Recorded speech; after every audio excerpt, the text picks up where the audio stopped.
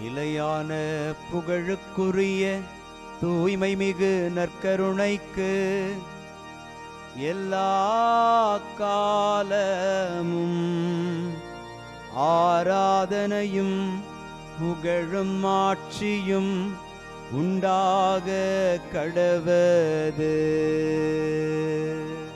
நிலையான புகழுக்குரிய தூய்மை மிகு நற்கருணைக்கு எல்லா காலமும் ஆராதனையும் புகழும் ஆட்சியும் உண்டாக கடவது.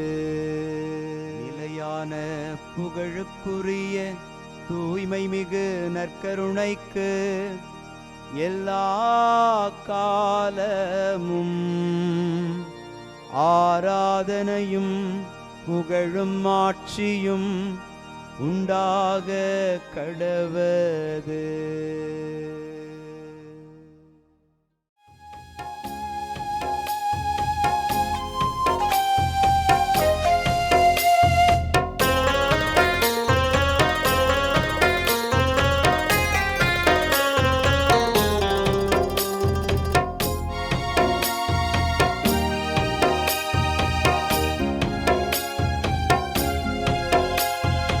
ஆதவன் உதிக்கும் முன் எழுவீர், நம் ஆண்டவர் தோன்றிவிட்டார்.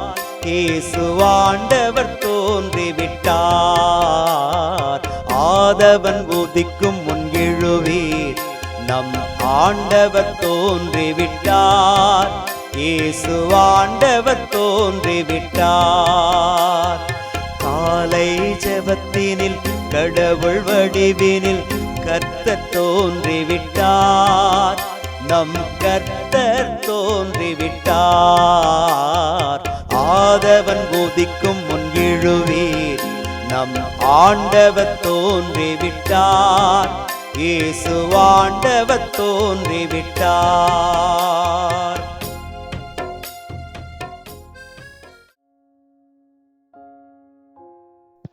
ஆண்டவருக்குள் பிரியமான சகோதர சகோதரிகளே, இன்று பிப்ரவரி மாதம் 11ஆம் தேதி புதன்கிழமை. ஆண்டவருடைய இரக்கம் நம்மை நிறைத்து வழிநடத்துகிறது. முதல் வாசகத்தில் சேபா நாட்டு அரசி சாலமோனின் ஞானத்தை பற்றி கேள்வியுற்று அவருடைய ஞானத்தை அறிந்து கொள்ள தேடி வந்ததை குறித்து விவரிக்கிறது. ஆண்டவர் சாலமோனுக்கு மட்டுமல்ல, நம் ஒவ்வொருவருக்குமே அளவு கடந்த ஞானத்தை அருளி ஒவ்வொருவரையும் அவரவர் திறமைக்கேற்ப இந்த உலகத்தில் உயர்ந்திருக்க ஆண்டவர் வழிவகை செய்து கொண்டே இருக்கிறார். உங்களுக்கும் அதே ஞானத்தை அளித்து உங்களை உயர்த்தி இருக்கிறார். இந்த நல்ல தெய்வத்தை புகழ்ந்து பாடி ஆராதித்து போற்றி அவரை மாட்சிப்படுத்துவோம். நேர்மையாளரின் வாய் ஞானத்தை அறிவிக்கும். நேர்மையாளரின் வாய் ஞானத்தை அறிவிக்கும். திருப்பாடல் 37 நமக்கு அருளப்பட்டிருக்கிறது. பல்லவியாக நேர்மையாளரின் வாய் ஞானத்தை அறிவிக்கும் என்கிற பல்லவி நாம் எடுத்துரைக்கிற போது அது நமக்கு பாடமாக ஜெபமாக அமைகிறது. நேர்மையாளரின் வாய் ஞானத்தை அறிவிக்கும் என்கிற இந்த வார்த்தை நாம் நேர்மையாளராய் இருந்தால் மட்டுமே நம்முடைய வாய் ஞானத்தை எடுத்துரைக்கும் என்பதை உணர்த்துகிற வார்த்தைகளை நாமும் நேர்மையாளராக மாறி இறைவனின் ஞானத்தை வெளிப்படுத்த அருள் வேண்டி மன்றாடுவோம். நேர்மையாளரின் வாய் ஞானத்தை அறிவிக்கும். நேர்மையாளரின் வாய் ஞானத்தை அறிவிக்கும். உன் வழியை ஆண்டவரிடம் ஒப்படைத்துவிடு, அவரையே நம்பியிரு, அவரே உன் சார்பில் செயலாற்றுவார். இந்த வார்த்தைகளை நாம் பார்க்கிற போது கடவுளிடத்தில் நம் வழியை ஒப்படைத்து அவரை சார்ந்திருக்கிற போது அவர் நம்மை உயர்த்தி ஆசீர்வதிக்கிறார். நம்முடைய வழிகளெல்லாம் நாம் திரும்பி பார்க்கிற போது இத்தகைய ஆசீர்வாதத்தை நம்மால் பார்க்க முடிகிறது.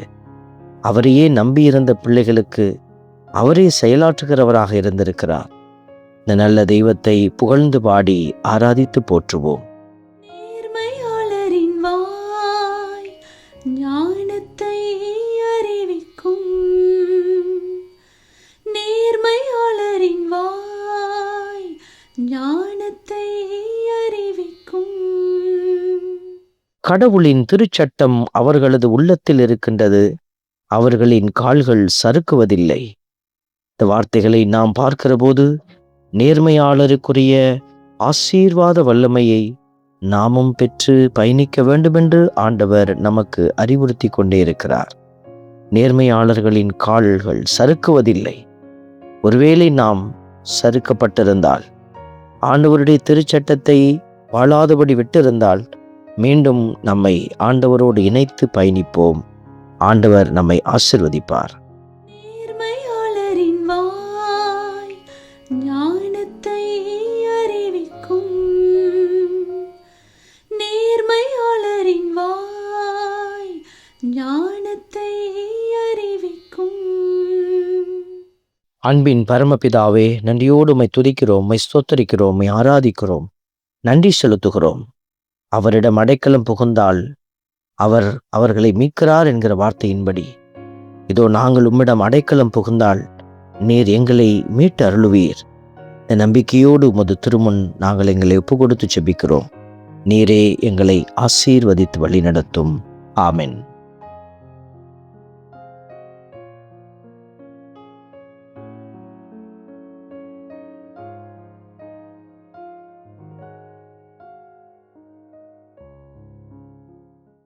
வல்ல இறைவன் தந்தை, மகன், தூய ஆவியார் உங்களையும் உங்கள் குடும்பத்தையும் நிறைவாய் ஆசீர்வதிப்பாராக. ஆமென்.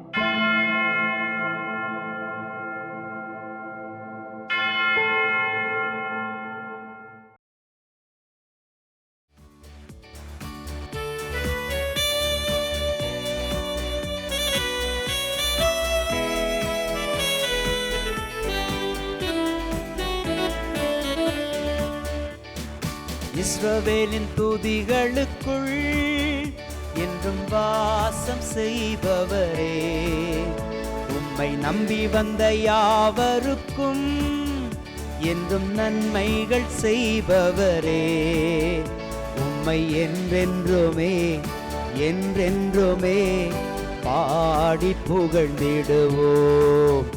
உம்மை எந்நாளுமே எந்நாளுமே ஆராதனை செய்குவோம். உம்மை என்றென்றுமே என்றென்றுமே பாடி புகழ்ந்திடுவோம். உம்மை எந்நாளுமே எந்நாளுமே ஆராதனை செய்குவோம். ஆராதனை ஆராதனை ஆராதனை உமக்கே.